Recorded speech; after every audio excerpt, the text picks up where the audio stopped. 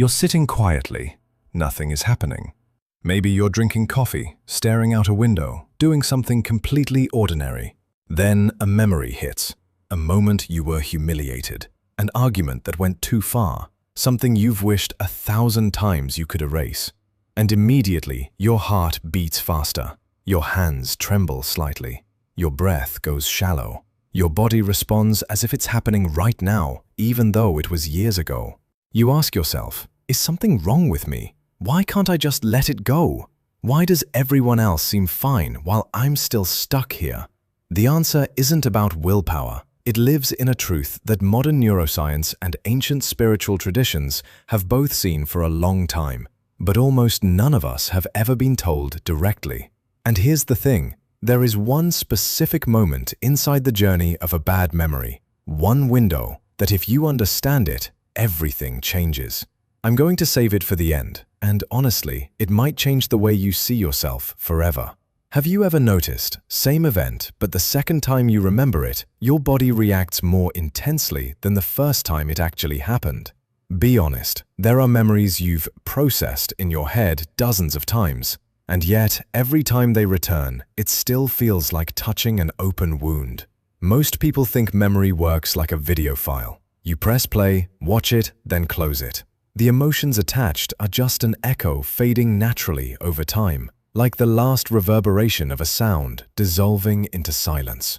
But here's what's actually happening inside your brain. When you recall a bad memory, your brain doesn't play back a saved file. It reconstructs the event from scratch by reactivating nearly the same neural networks that fired on the day it actually happened. The amygdala, your brain's threat processing center, cannot distinguish between "this is happening" and "I'm remembering this." To it, the danger signal is identical, and it immediately activates the HPA axis, flooding your bloodstream with cortisol and adrenaline, exactly as it would if you were facing a real threat right now.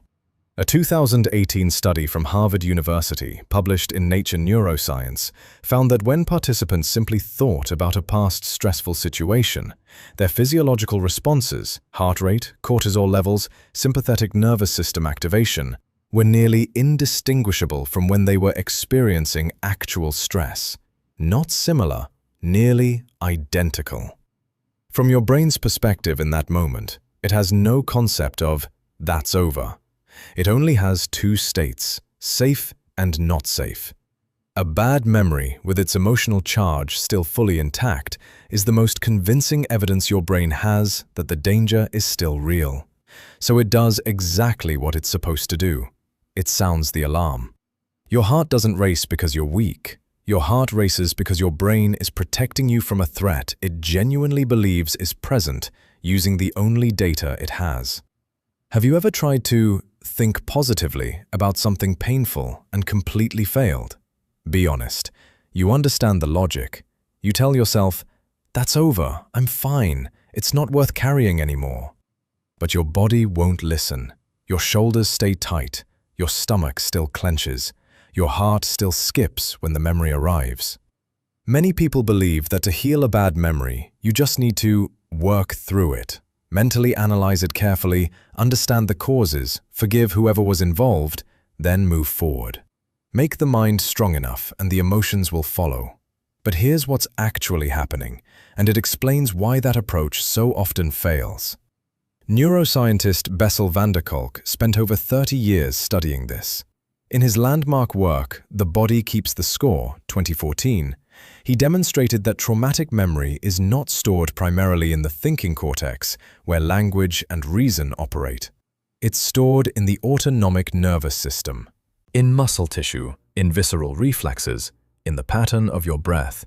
That's why you can fully understand something painful with your mind, and your body still won't believe it. Because the wound doesn't live where logic can reach. The wound isn't in the story you tell about it. It's in the way your body learned to survive it. This isn't something only modern neuroscience has seen. The Lakota, one of the largest indigenous nations of North America, hold a concept called Wikozani, total well-being, inseparable between body and spirit. In their healing traditions, Ceremonies don't ask the person being healed to explain or understand their pain in words. Instead, the body is guided through movement, breath, sound, the rhythm of drums, because they understood that what enters through the body must leave through the body. There is no shortcut through the mind. What modern science calls somatic memory, the Lakota call knowledge held in bone and flesh across generations. Two different languages, the same truth. If you've tried to think your way out of a bad memory and failed, that's not your failure. That's you using the wrong tool for the right problem. Have you ever tried not to think about something and had it appear more vividly than ever before? Be honest. The harder you push it away, the harder it pulls back. The more you tell yourself, stop thinking about it, the sharper it becomes, the closer it feels, the heavier it gets, as if the avoidance itself is what's feeding it. Most people believe the way to handle a bad memory is to avoid it. Don't bring it up. Don't think about it. Fill your time with work and noise until it fades. Stay busy long enough and the memory will dim like everything else. But here's what's actually happening, and it runs completely against what we assume. In 1987, psychologist Daniel Wegner at Harvard conducted his now famous white bear experiment. He asked participants to not think about a white bear for 5 minutes. The result? They thought about the white bear more than twice as often as the group given no instruction at all. He called this ironic process theory. The brain must constantly check, am I thinking about X right now? And the very act of checking activates X. The effort to suppress creates a self-defeating loop. With bad memories, this mechanism is even more powerful. Because those memories are tagged with cortisol and adrenaline, the exact chemicals the brain uses to mark something as, "This matters, don't forget this." Every time you try to avoid the memory, the brain stamps it again. Important, stay alert, unresolved. Avoidance, in a literal biological sense, is reinforcing the very thing you're trying to erase. Tibetan Buddhism calls this state Shenpa, often translated as attachment, but the original meaning is more precise. It's the hook in the mind, the pull that drags you into a memory or emotion regardless of what you want, like a magnet you cannot switch off. In this philosophy, Shenpa is not a sign of weakness. It's a signal that something hasn't been seen clearly yet. Not avoided, not analyzed, simply seen with steadiness, without judgment. Because the brain was not designed to forget what it considers important, it was designed to complete what feels unfinished. A bad memory doesn't fade because you avoid it. It fades when the brain receives a signal. This threat has been resolved. No more vigilance needed. Avoidance doesn't close the loop. It just extends it, 1 day, 1 year, 1 decade at a time. This is the thing fewest people know in this entire video, and it will change the way you look at your bad memories, not just for what happened, but for what keeps happening every time you revisit them. Do you think memory is fixed? That what happened has been recorded in your brain? Accurate, unchanging, like a photograph locked in permanent storage? Be honest. Most people believe memory is a faithful record of events. You remember what happened, and that's the truth of it. Memories may fade over time, but their nature is stable. But here's what's actually happening at the molecular level inside your brain. Every time you access a memory, it becomes editable for roughly 4 to 6 hours afterward. This is called memory reconsolidation. Your brain doesn't retrieve the original file to play back. It downloads the memory into a fluid state, then rewrites it. And what gets written back is shaped by your current emotional state, your current context, what you currently believe about yourself and the world. Memory is not a museum. It is a living organism, shifting its shape every single time you touch it. Research by Karim Nader at New York University in 2000, published in Nature, and replicated by dozens of laboratories, demonstrated this in both animals and humans. When the reconsolidation process was interrupted immediately after a fear memory was reactivated, the memory didn't fade, It disappeared entirely at the neural level. Not suppressed, the synaptic connection no longer existed. This means your bad memory is not a fixed truth about the past. It is the most recent version of that truth, colored by every time you've remembered it, every emotion that came with it, every story you've quietly told yourself about it. Every time you revisit it in pain, you aren't just reliving it, you are rewriting it, slightly deeper, slightly heavier. In Hindu philosophy, particularly the school of Advaita Vedanta, there is the concept of Maya, often translated as illusion.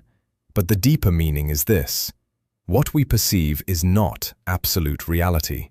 It is a construction of the mind, filtered through experience, emotion, and ego. Memory, in this sense, is not a window into the past. It is a mirror reflecting the current state of your mind. You don't remember the event. You remember your feeling about the event, and that feeling is changing every day without you knowing it. Neuroscience and Vedanta are saying the same thing in two different languages. Memory is not a museum. It is a living thing. And that means you have far more power than you ever believed over what that memory continues to do to you each day. Have you ever felt ashamed for still being hurt by something, even though you know you should be over it by now? Be honest. Other people have moved on. Time has passed. Your rational mind understands there's nothing left to hurt about. But the emotion won't follow the logic, and that refusal makes you feel like something is wrong with you. Many people believe that negative emotions about bad memories are a sign they're not strong enough, not mature enough, not peaceful enough. Emotion is an obstacle to overcome, a weakness to correct, something truly grown adults have learned not to be controlled by. But here's what's actually happening, and it reverses completely the way you see your own feelings. Emotions are not the truth, but emotions are information. They are the oldest signaling system in the body, older than language, older than self-reflection, older than abstract reasoning. Lisa Feldman Barrett, professor of neuroscience and psychology at Northeastern University, argues in How Emotions Are Made that emotions are not fixed automatic reactions. They are the brain's predictions about what the body needs. The brain is constantly asking, what does this situation resemble from before? What should I prepare for? And it uses emotional memory as its training data. A bad memory with a still powerful emotional charge is a signal that your brain is still using that event as evidence about how the world works. It hasn't updated, not because you're weak, but because it hasn't received new evidence yet. In the Theravada Buddhist tradition, there is the concept of Vedana, feeling tone, the quality of pleasant, unpleasant, or neutral that accompanies every experience. Not complex emotion, just the root signal. Move toward or pull away, safe or dangerous. Vipassana meditation teaches practitioners not to analyze Vedana, not to interpret it, not to flee from it, just to observe it with complete equanimity. Because when you observe without reacting, the old loop breaks. The brain learns something it has never been taught. This sensation is not dangerous. I can be with it without needing to act. And when the brain learns that, it stops sounding the alarm. Painful emotion is not the enemy. It is the messenger. The problem isn't the emotion itself. It's that we were never taught how to listen to it without being swept away, how to stand beside it instead of drowning inside it. Remember at the beginning when I said there's one specific moment inside the journey of a bad memory, one window that, if you understand it, changes everything? Here it is. Science calls it the reconsolidation window. In the roughly 10 to 20 minutes immediately after a memory is recalled, it is in its most fluid state, most open to being rewritten, most ready to receive new meaning. This isn't theory. This is a biological mechanism confirmed by hundreds of human studies and forms the foundation of modern therapeutic approaches like EMDR and memory reconsolidation therapy. But here's what most of us do during that window. We dive into analysis. We retell the story the old way. We blame ourselves, or we try to push the memory away. And each time we do, we are rewriting that memory with the same painful emotions, the same old story, the same message that the threat is still real. We are unconsciously reinforcing the very thing we most want to escape in the exact moment the brain has opened a window to change it. Ancient spiritual systems understood this in their own way. The ancient Egyptians held the concept of Ib, the heart, as a separate spiritual entity, the place that stored not just memory, but the moral weight of experience. In the Book of the Dead, the heart is weighed after death, not to measure sin, but to measure the burden not yet released. What they understood was this: it is not what happens to you that shapes your journey, it is the weight you keep choosing to carry. The reconsolidation window is an opportunity, not to erase the memory, not to pretend it didn't happen, but to sit with it while it's still soft and ask a different question. I survived this. I'm here. What does that say about me? That's not a philosophical question. That is new data you are feeding your brain in the exact moment it is most ready to receive it, in the moment the memory is open, not closed. Your brain can't tell the difference between the past and the present, not because it's broken, but because it is trying to protect you using the only data it trusts. And the one piece of data it doesn't yet have is proof that you survived, that you're sitting here, breathing, reading these words, that the worst moment in your memory didn't end you. The question isn't how to forget.